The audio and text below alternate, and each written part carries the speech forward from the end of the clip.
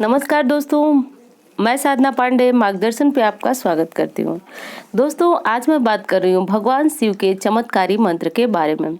दोस्तों, इस मंत्र की इतनी महिमा है कि कैसा भी दुख हो, किसी प्रकार का दुर्भाग्य हो, यानी कि भाग्य साथ नहीं दे रहा हो, कभी कभी मनुष्य जीवन में ऐसी परिस्थितियाँ आ जाती हैं जिससे मनुष्य को लगता है कि हमारा भाग्य जो है बिल्कुल साथ नहीं दे रहा है।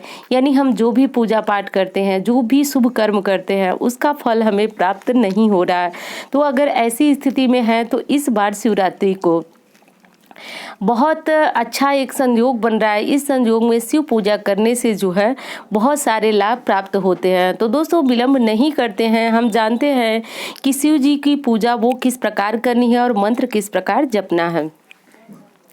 दोस्तों, सबसे पहली बात तो ये है कि अगर आप शिव भक्त हैं तो आप जानते होंगे कि महाकाल की महिमा क्या है। और जब व्यक्ति बहुत अधिक मुसीबत में होता है तो उसे महाकाल की ही याद आती है, क्योंकि कहा गया है कि मृत्यु लोक में जो सबसे पहले हमें उबारते हैं कष्टों से, वो महाकाल भोलेनाथ ही है।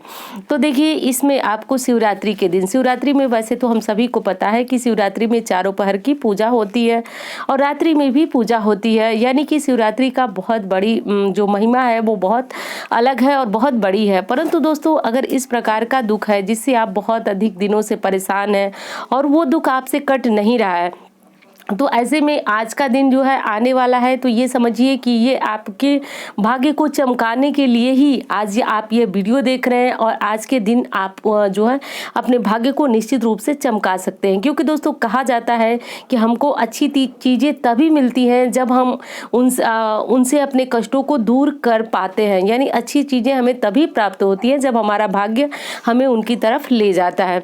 तो ये दोस्तों मंत्र और ये पूजा विधि जो है इसी प्रकार की एक चमत्कारी पूजा विधि है। सबसे पहले तो आपको जैसे भी शिवरात्रि की पूजा करनी है, देखिए जैसे भी का मतलब कि ये जो मैं उपाय बता रही हूँ उसे आप घर पे नहीं कर सकते हैं। अब बहुत सारा तर्क हो सकता है कि घर पे भी शिवलिंग है तो हम घर पे कर सकते हैं। दोस्तों, मैं हर बार बताती हूँ, फिर बता रही हूँ कि घर पे जो शिव जी की प्रतिमा होती है, शिवलिंग रखे होते हैं, वो चल प्रतिष्ठा होती है। परंतु मंदिर में जो शिवलिंग होते हैं वह जो है उनकी चल प्रतिष्ठा नहीं, अचल प्रतिष्ठा होती है। तो वहाँ की महिमा ही कुछ अलग होती है। तो अब आपको जाना है शिव मंदिर में, और शिव मंदिर में जाने के बाद दोस्तों आपको जो सामग्री आपको मिल सके, देखिए जो का मतलब कि आज शिवरात्रि के दिन जो है मंदिर के बाहर फूल, बेलपत्र, धतूरा वगैरह सब कुछ आपको प्राप्त हो ही जाता है। और आपको एक थाली बना लेनी है जिसमें आपको शिव जी की जो भी सामग्री प्राप्त हो सके, जिसमें मुख्य रूप से बेलपत्र और गंगा जल है। और अगर भगवान को अभिषेक करने के लिए पंचामृत मिल जाए तो बहुत उत्तम है, परंतु अगर नहीं मिल पाता है तो सिर्फ आप गंगा जल से भी भगवान को स्नान करा सकते हैं, उनका अभिषेक कर सकते हैं। अब इसमें जो मुख्य भूमिका निभाएगा वो है आपकी मंत्र पुष्पांजलि। अब मंत्र पुष्पांजलि का मतलब समझिए कि आपको अपने हाथों में पुष्प ले लेना है। ध्यान रखिएगा, हाथों में जो पुष्प है वो ले लेना। अब ये फूल जो है सफ़ेद होगा, और सफ़ेद फूल जो है आपको आज के दिन बहुत आसानी से मिल जाएगा, क्योंकि ये त्यौहार जो है शिव जी का है और शिव जी के मंदिर के बाहर आपको ये सफ़ेद फूल जो है वो पर्याप्त मात्रा में प्राप्त हो ही जाएगा। तो वो ले लीजिएगा और अपने हाथों में भर लीजिएगा। हाथों में भरना है आपको जब आप अपनी सारी पूजा पाठ, यानी भगवान को आप पहले सेव करा लें, धूप दीप जला लें, जो भी आपको पूजा करना है वो कर ले। उसके बाद आपको अपने हाथों में ले लेना है जो फूल। और ये हो गई दोस्तों मंत्र पुष्पांजलि। मंत्र पुष्पांजलि का अर्थ थोड़ा सा ये होता है, बता दूं आपको, कि आप अपने हाथों में पुष्प ले लेंगे और मंत्रों के द्वारा शिवलिंग पे जो है इसे चढ़ाएंगे। तो ये हो जाती है मंत्र पुष्पांजलि, और इसकी महिमा शास्त्रों में बहुत अधिक बताई गई है। ऐसे कहा जाता है कि अगर कोई भी कष्ट हो और मंत्रों के द्वारा शिवलिंग पे या तो अभिषेक किया जाए या फिर पुष्प चढ़ाया जाए तो ये बहुत शीघ्र ही, मात्र एक विशेष संयोग में करने से तो एक दिन में ही हमारी जो कामना होती है वो पूर्ण होती है, और कष्ट होता है तो वो धीरे धीरे जरूर कट जाता है। तो दोस्तों, इस मंत्र से आप सभी परिचित होंगे। ये है चमत्कारी हमारा जो मंत्र है, ओम त्र्यंबकम यजामहे सुगंधिम पुष्टिवर्धनम उर्वारुकमिव बंधनान् मृत्योर्मुक्षीयमामृतात्। तो ये हो गया दोस्तों आपका पहला मंत्र। इस मंत्र से भी आप कर सकते हैं। और दूसरा मंत्र है ओम तत्पुरुषाय विद्महे महादेवाय धीमहि तन्नो रुद्रः प्रचोदयात्। तो इन दोनों मंत्रों से, जिस मंत्र से आपको लगे लगे कि आपको सुविधा है। दोनों मंत्र दोस्तों कष्ट काटने के लिए ही शास्त्र में बताया गया है कि ये जो है बहुत अधिक मनुष्य को कष्ट है, रोग है, बीमारी है, कोई भी समस्या है तो आप इन मंत्रों का जप करें।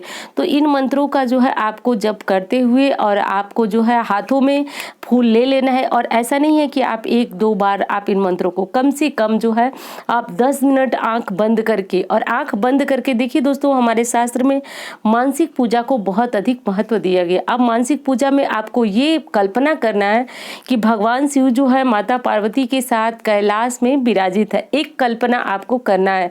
देखिए आंखें बंद करके ये कल्पना कीजिए। वैसे जो हमारे पापक ग्रह होते हैं वो हमें इस कल्पना के माध्यम से पूजा करने नहीं देते हैं, परंतु फिर भी आपको ध्यान लगाना है। दोस्तों शास्त्र में यही ध्यान साधना, योग साधना कही गई है।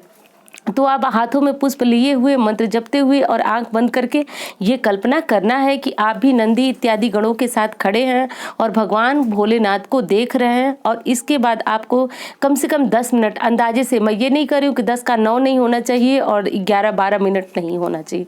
ये एक समय है जिसमें आपको भगवान भोलेनाथ की मानसिक पूजा और जप जो है करना चाहिए, और शिव मंदिर में ही खड़े होकर के। अब भीड़ बहुत ज़्यादा है तो हो सकता है कि आप बिल्कुल शिवलिंग के पास न खड़े हों, तो कहीं आप अगल बगल जहां आपको समय मिले, जहां आपको स्थान मिले वहां खड़े हो जाइए। और जब आपका ये 10 मिनट का जो ध्यान है वो समाप्त हो जाता है तो जो पुष्प आपने हाथों में लिया है वो शिवलिंग पे समर्पित कीजिए।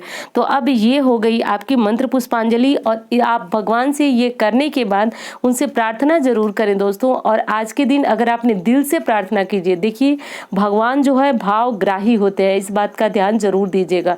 भावग्राही का अर्थ हुआ कि वो हमारे भाव के भूखे होते हैं। वो कभी भी हमारे फल, नैवेद्य, इस तरह की चीज़ों के भूखे नहीं होते हैं। वो होते हैं तो वो भाव के भूखे होते हैं। तो इसमें अब आपको ये देखना है कि आपको अपना कितना भाव इसमें डाल सकते हैं। और निश्चित रूप से आप जितना भाव डालेंगे सामने, आपके सामने जो है उतना ही अच्छा आपका सुखद भविष्य दिखेगा और उतना ही शीघ्र आपका कष्ट कटेगा। तो कोई भी पूजा, ये वीडियो देख रहे हैं या फिर कोई भी पूजा कर रहे हैं, तो उसमें ध्यान दीजिएगा कि भगवान जो होते हैं भावग्राही होते हैं। और आप हमेशा ध्यान दीजिए कि आप अपनी पूजा में भाव रूपी, प्रेम रूपी जो पुष्प है वो कितना चढ़ा रहे हैं। तो बस इस बात का ध्यान रखिए और इसी विधि से पूजा कीजिए। अगर ये पूजा आपने दिन की किसी दिन या रात के किसी भी पहर में शिव मंदिर में कर लिया दोस्तों, तो उसी समय मंदिर से निकलते ही भगवान भोलेनाथ की कृपा से आपको असीम संतोष की प्राप्ति हो जाएगी। और जो भी आपका या तो तकलीफ होगी या कामना होगी वो भोलेनाथ की कृपा से धीरे धीरे कटने लगेगी। परंतु अब ये नहीं करना है आपको कि आपकी कामना पूरी हो गई या फिर आपका जो कष्ट है वो पूरा हो गया तो इसके बाद आपको शिव मंदिर जाना भूल जाना चाहिए। बिल्कुल भी नहीं ऐसा करना चाहिए। कम से कम आपको सप्ताह में एक बार जो है शिव मंदिर जाना ही चाहिए।